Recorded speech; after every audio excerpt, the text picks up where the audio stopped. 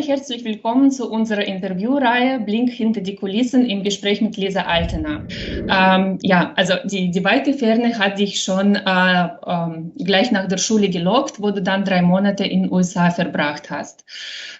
Lisa hat an der Section University of Applied Science in den Niederlanden studiert und schon während des Studiums angefangen, Erfahrungen im Ausland zu sammeln. Du hast an einem Gadjah Mada University in Indonesien ein Exchange-Semester absolviert und auch ein Praktikum in China gemacht. Während deines Studiums warst du in Deutschland und in China für ein chinesisches Unternehmen im Bereich Marketing und Sales tätig. 2016 bist du als Werkstudentin zu der BFZI Fahrzeuginstandhaltung gekommen und hast dort deine Bachelorarbeit geschrieben. Ein Jahr später bist du als Assistent des Geschäftsführers für internationale Märkte und Consulting zu unserem Unternehmen, der B&C, gewechselt. Und schon nach weniger als ein Jahr konntest du deine erste Führungsposition als Leiterin Sales Development und Sales Management übernommen. Und jetzt arbeitest du als Leiterin für Vertriebs- und Portfolio-Management und bist für sehr viele Themen rund um Globus zuständig.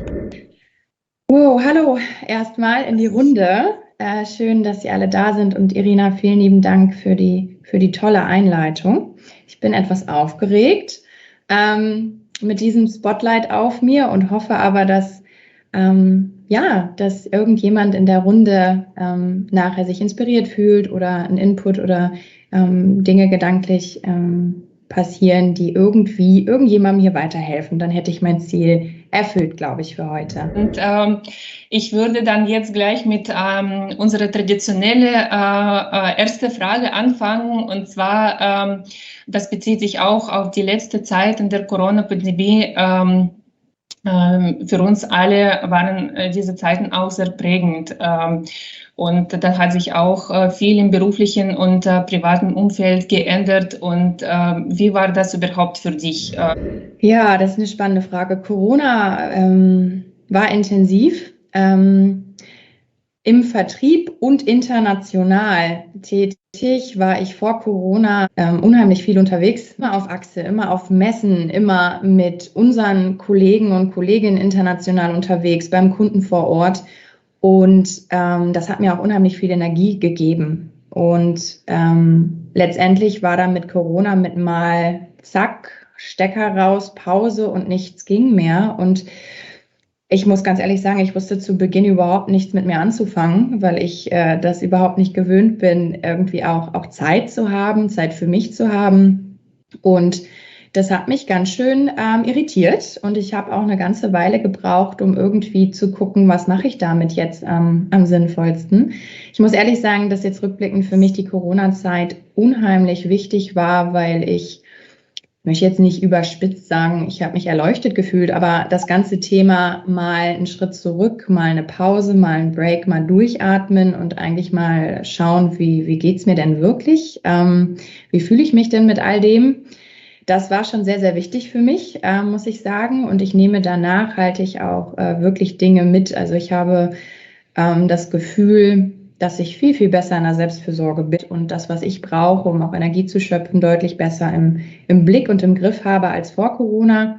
Und das für mich unheimlich wichtig war, diesen gezwungenen Stopp mal zu haben. Und ich wünschte mir, dass wir es schaffen in der Arbeitswelt, das nicht durch externe solche drastischen Vorgänge irgendwie zu brauchen, diesen Break, sondern dass wir alle so bewusst und so aufmerksam mit uns selber umgehen, dass wir das selber auch spüren.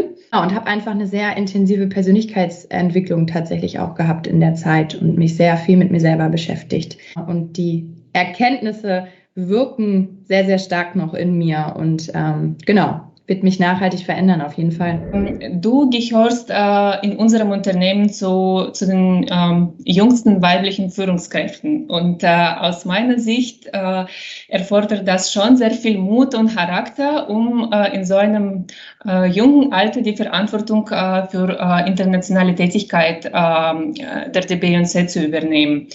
Und wenn wir jetzt so ein bisschen zu deinem Werdegang schauen, war die Entwicklung für dich eher ausgeglichen oder war es für dich spontan, dass du dich einfach neuen Herausforderungen gestellt hast? Das ist eine spannende Frage. Ich glaube, es war eine Mischung. Ich habe durchaus eine selbstbewusste Art und weiß, wo ich hin möchte. Aber das heißt, ich wusste, es geht in die Richtung Führung und das wollte ich auch unbedingt. Dass das allerdings so schnell passierte, nicht mal nach einem Jahr mir die Chance gegeben worden ist, tatsächlich ein kleines Team zu Beginn im CSO-Bereich zu führen, damit hatte ich bei aller Liebe nicht gerechnet. Und da muss ich auch an dieser Stelle wirklich sagen, ja, na klar, hat das auch viel damit zu tun, was man leistet, aber es ist auch wirklich Glück im Spiel. Und wenn man nicht gesehen wird und vielleicht auch nicht die richtigen Leute im Hintergrund hat, die einen unterstützen, dann ist das Ganze schwierig. Und ich hatte unheimlich viel Glück. Und da bin ich erstmal aus dem Stuhl gefallen. Ich habe gedacht, okay, oh Gott, das wird mir wirklich zugetraut und habe total viel Schiss gekriegt und Panik gehabt. Ja, also das auch in die Runde. Das ist nicht so, dass man dann denkt, ja klar, ist überhaupt kein Problem, das mache ich mit links. Nein, also viel Sorgen und Ängste und bin ich dazu in der Lage, letztendlich aber durch und ich glaube, das hat auch viel mit Resilienz zu tun, dass man sich neuen Herausforderungen stellt, dass man wirklich außerhalb seiner Komfortzone sich regelmäßig begibt, habe ich mich entwickeln dürfen und so ist das dann weitergegangen und wurde natürlich dann auch noch gestärkt, dass mir dann klar war, okay, ja, ich möchte führen und ich möchte auch größere Teams führen und das ist meine Leidenschaft und irgendwie da brennt mein Herz dafür. Sag mal, hast du überhaupt irgendwelche Tipps und Tricks, also für die erste Zeit? Ja, also letztendlich natürlich das Thema auch Weiterbildung. Ich habe einen Haufen Riesenfehler bislang gemacht und ich bin immer noch da. Und ich habe immer glücklicherweise daraus gelernt. Und als ich das erste Mal ganz klein ankam und gesagt habe, ich glaube, ich habe Mist gebaut, und dann sagt er, wo gehobelt wird, fallen Späne, Lisa.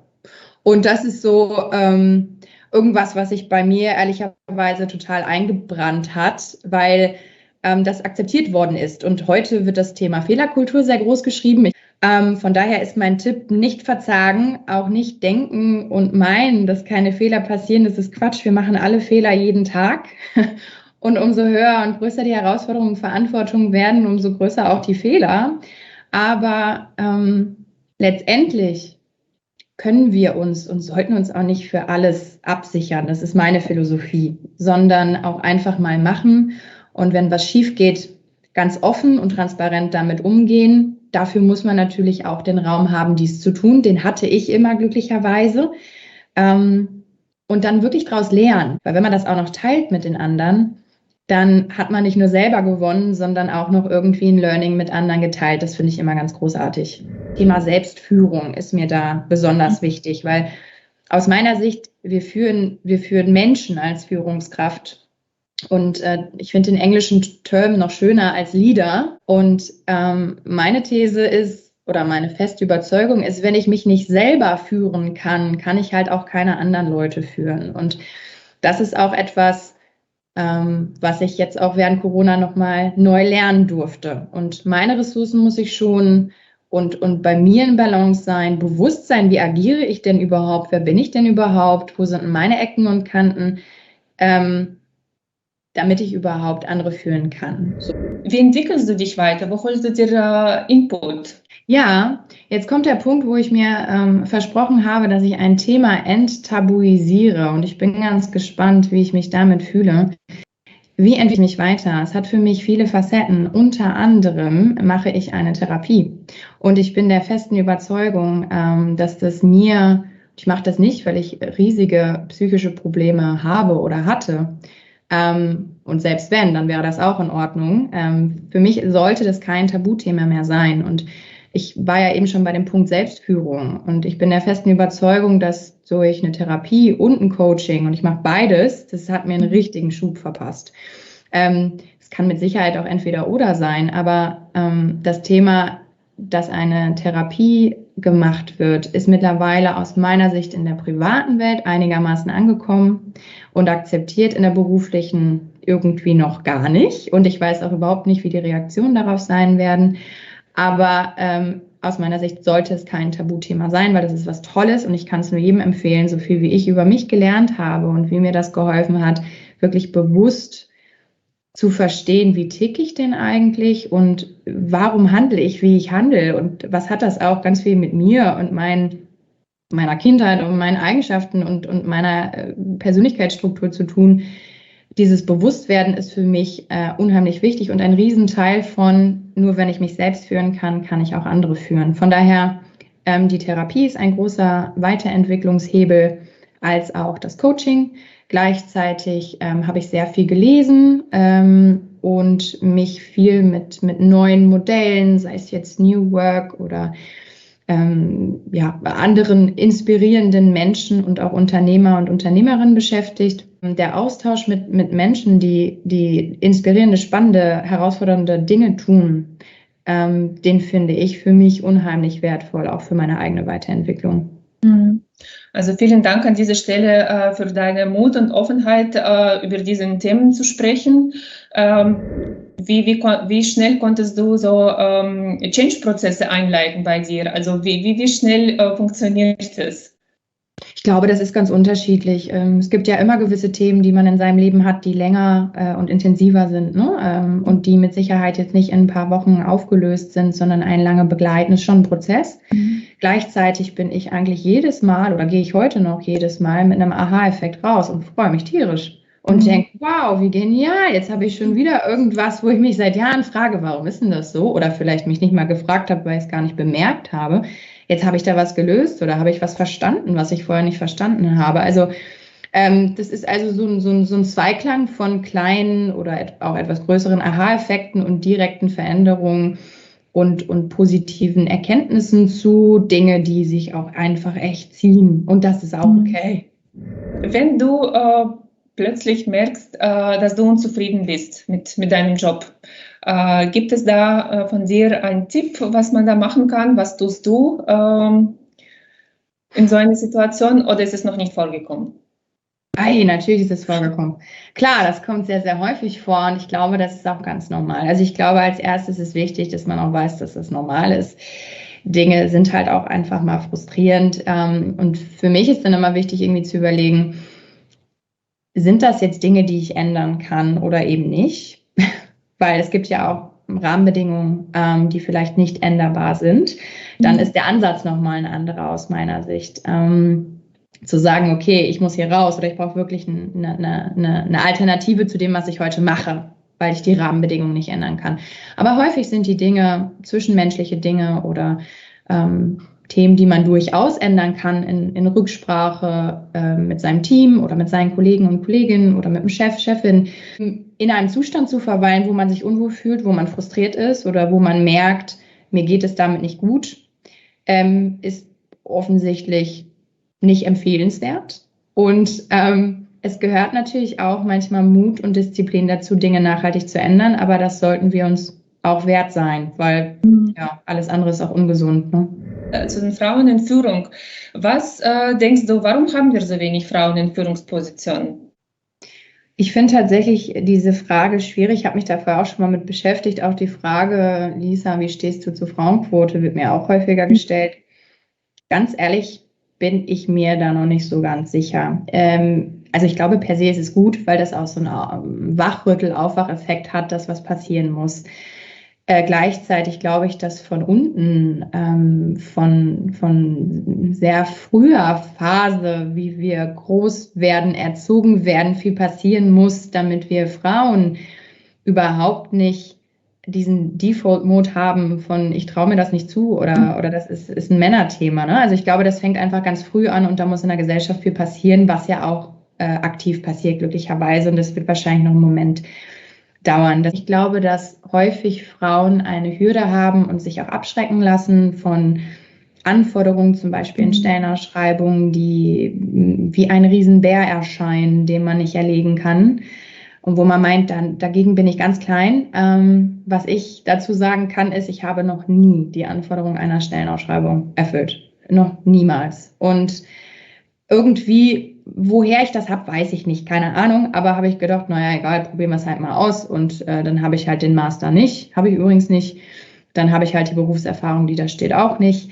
Aber ich kann mit Sicherheit irgendwie mit meiner Motivation überzeugen oder so. Und das hat für mich immer sehr gut funktioniert. Von daher glaube ich, ein bisschen Mut, ein bisschen Klarheit und auch eben Coaching, Therapie, Mentoren, Sichtbarkeit, disruptiv mal einfach rangehen, Fehler machen. Ich glaube, das führt dazu, dass wir mutiger werden, dass wir eher unseren Wert irgendwie schätzen und auch die Attribute oder die Charaktereigenschaften, die Männer vielleicht nicht so häufig natürlich mitbringen.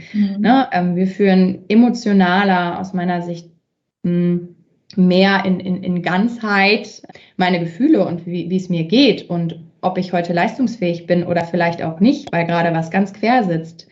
Das ist etwas, wo ich meine, das sollte Raum in allen Welten haben. Und das führt für mich zu Intimität und Nahbarkeit und Vertrauen und Ehrlichkeit im Team. Und ich glaube, das ist etwas, was natürlicherweise Frauen eher mitbringen als Männer. Und gewisse Sichtweisen und Perspektiven, die wir irgendwie haben oder Ideen und Gedanken, auf die Männer irgendwie nicht unbedingt kommen. Von daher, los geht's. Lasst uns mehr Frauen in Führung holen und wir machen das genauso gut, wenn nicht sogar besser. Ich möchte da nicht in die Bewertung gehen. Anders, aber definitiv nicht. Aber genau, führen Frauen anders, Lisa? Also, ja. Ja? Ich bin der festen. Irgendwie so spontan oder? Also ich glaube, dass Frauen einfach mehr über Gefühle reden. So. Und dass man da offener irgendwie kommuniziert. Ich weiß, das ist aber auch alles und deswegen bin ich ein bisschen vorsichtig. Das ist natürlich jetzt alles wieder irgendwie eine Pauschalisierung, eine Kategorisierung und finde ich schwierig. Aber ich glaube, dass wir Frauen einfach ein paar Attribute haben, die dort in die Richtung gehen, dass wir einfacher, offener, ehrlicher vielleicht kommunizieren, dass wir uns eher so zeigen können und wollen, wie wir uns wirklich fühlen und sind und dass das eigentlich in der heutigen Führung was ist, was gefragt wird. Was wäre für dich ein No-Go im Umgang mit deinen Mitarbeitern? Da gibt es viele Dinge. Ich finde es ganz schwierig, wenn man nicht auf Augenhöhe unterwegs ist und also natürlich erstmal muss man sich Zeit nehmen für seine Mitarbeiter und ehrlich, interessiert und authentisch sein und zuhören. Und wir können auch nicht irgendwie einen Führungsstil auf alle gleich überwälzen. Jeder hat da ein bisschen andere Bedarfe und Wünsche. Und wenn man da nicht als Führungskraft offen in eine Feedback-Situation geht, offen mit Fehlern umgeht, auch sich challengen lässt, ja, und das erwünscht, dass Mitarbeiter und Mitarbeiterinnen sagen, ey, Lisa, du tickst doch nicht sauber, was hast denn du da fabriziert? Das wünsche ich mir von meinem Team. Und wenn man das nicht macht, ist es für mich ein No-Go. Damit will ich aber nicht sagen, dass ich jetzt alle anderen Führungskräfte bewerten würde, die das vielleicht anders handhaben. Das ist nur für mich so, ja. Und ich versuche wirklich, keine Maske aufzuhaben und authentisch zu sein. Und das ist mir besonders wichtig. Ja. Gibt es einen Rat deinerseits an alle die Frauen, die sich eine Führungsrolle vorstellen können? Dran glauben und loslegen. Also ja, think big, dream big. Die großen Ziele, selbst wenn man sich damit fühlt, als oh je, das ist auch unerreichbar, das ist doch, ich fühle mich damit unwohl. Macht euch ein Vision Board, schreibt es auf und überlegt euch, okay, wie komme ich da denn hin? Und wenn Fehler passieren und nein, man Ablehnung bekommt, keine Sorge vor Ablehnung, einfach weitermachen, immer wieder versuchen, glaubt an euch. Wenn ihr das wollt, dann kriegt ihr es auch hin. Ich würde dich ganz herzlich für deine Offenheit und Inspiration bedanken. Dankeschön, Irina. Danke für die tolle Moderation. Es hat mir sehr, sehr viel Spaß gemacht. Geht gerne auf mich zu. Und lasst uns in den Austausch gehen. Und vielen Dank für die Zeit, die ihr alle investiert habt heute. Okay, danke schön und tschüss. Danke, tschüss, alle zusammen.